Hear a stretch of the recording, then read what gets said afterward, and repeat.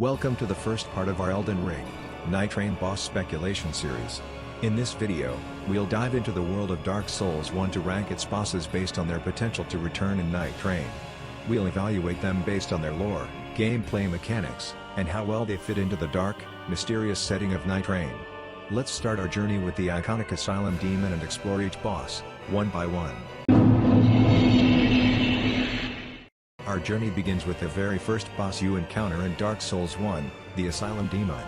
It is highly iconic and serves as the starting point for many players in the Dark Souls world.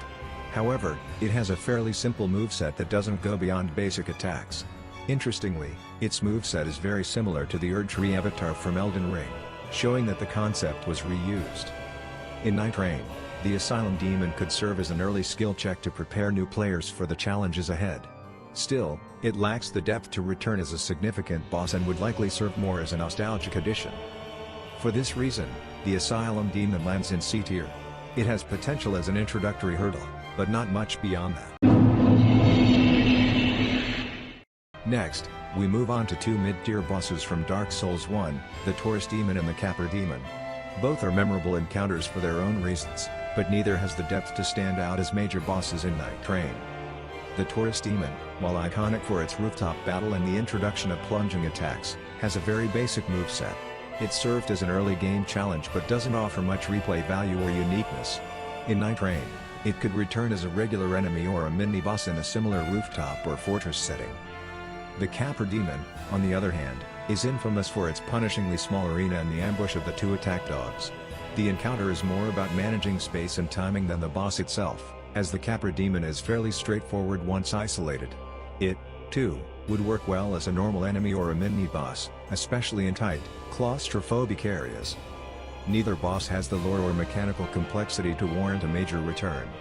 However, both could play a role as recurring enemies, fitting well into Nightreign's dark and unforgiving atmosphere. For these reasons, both Taurus Demon and Capra Demon land in D tier. They're great for world building and nostalgia, but not as standalone bosses. The Bell Gargoyles land in F tier. They already exist in Elden Ring as the Valiant Gargoyles, and there's no real reason for them to show up again in Nightreign. They don't bring anything new or unique to the table. The Moonlight Butterfly is an easy pick for D tier. The boss is mostly just annoying with constant ranged attack spam and spends 90% of the fight flying out of reach. It doesn't fit the fast-paced combat of Nightreign at all. At best, it could return as a regular mob, but even that's pushing it. The Gaping Dragon earns its place in the B tier for Nightreign. Its grotesque and terrifying design as a river monster is both unique and fitting for the dark atmosphere of the Night Realm. Unlike many traditional dragons, its unsettling, deformed appearance adds a layer of horror that aligns perfectly with the game's grim theme. The Gaping Dragon could thrive as a lurking predator in the depths of corrupted waterways, amplifying the sense of unease and danger in Nightreign. Chaos Witch Quelaag fits perfectly into the A tier for Nightreign. Her mission to find her sister in the Night Realm, ruthlessly destroying anything in her path, aligns with the game's dark and vengeful atmosphere. Combined with her striking design, she brings both emotional depth and a visually impactful presence to the world of Nightreign. These bosses are F tier, and it's pretty self-explanatory why they shouldn't come back. They just wouldn't be fun or meaningful in Nightreign. Bed of Chaos is the only exception that could work, but only if it's reimagined in its original intended form as the Daughters of Izalith. The current version was a rushed design because Miyazaki didn't have enough time to finish the game properly. The rest? Just leave them in the past. Iron Golem lands in C tier. The fight has a cool mechanic where you can knock it off the platform, which makes it stand out among other early game bosses. However, aside from that, it's just a big armored knight with basic attacks and no real depth to its lore. It doesn't have any major story connections or a unique personality to make it memorable beyond the gameplay gimmick. While it could fit into Nightreign as a mid-tier boss or even a strong enemy, it doesn't have enough to justify a higher placement. Ornstein and Smough are easily one of the most popular boss fights in Dark Souls 1. Players love the challenge of facing these two very different enemies, Ornstein with his speed and precision, and Smough with his heavy, crushing attacks. The fight is tough, but it's also incredibly memorable and rewarding. For Nightreign, their lore could take two interesting directions. They might be corrupted by the Night Realm, turned into twisted versions of themselves, or they could see us as a threat, believing we're leading the Nightreign and trying to stop us to protect the gods. Either way, they'd fit perfectly into the dark and oppressive atmosphere. Mechanically, their fight in Nightreign could take their original concept even further. When one of them dies, the other could grow stronger in both power and abilities, creating an intense second phase. This would keep players on edge and reinforce the bond between the two characters. Because of their popularity, strong lore potential, and room for mechanical innovation, Ornstein and Smough are an easy pick for S tier. They'd be amazing to see reimagined in Nightreign. Pinwheel lands in C tier. The fight is too easy and lacks any real challenge, making it feel more like a mini-boss than a proper boss. In Nightreign, it would work much better as a regular mob rather than a standalone boss. The Centipede Demon is confirmed to appear in the Nightreign trailer. Great Grey Wolf Sif lands in C tier.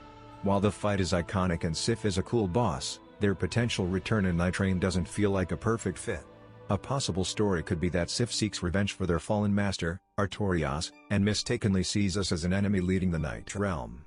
Despite being a fan favorite, Sif doesn't fully align with the darker themes of Nightreign, which is why they sit in the middle of the tier list.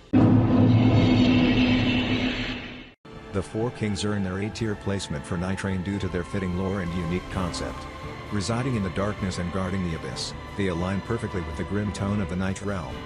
Their status as a multi-boss fight could also work well in a co-op setting with 3 players. However, to fully realize their potential, they would need a revamped and more dynamic moveset to make the encounter both challenging and engaging.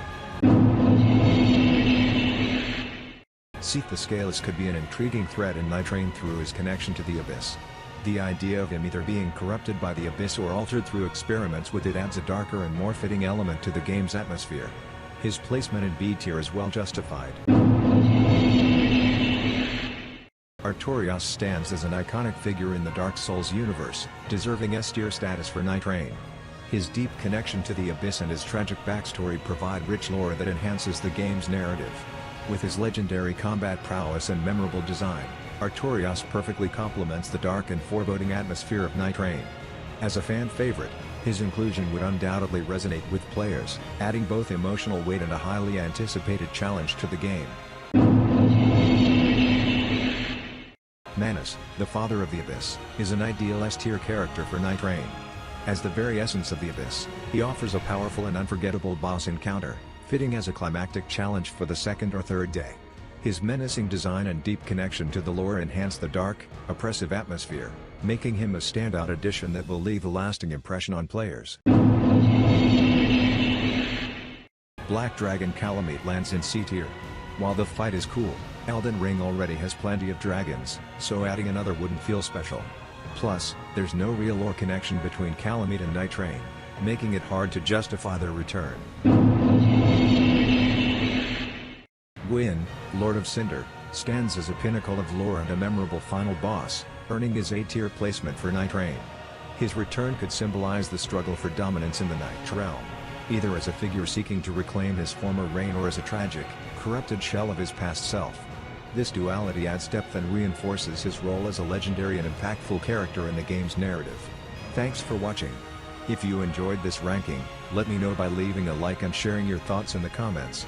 How would you rank the bosses from Dark Souls 1? Let me know your thoughts. And if you're interested in seeing a Dark Souls 2 boss ranking next, make sure to stick around and subscribe for more. See you in the next one.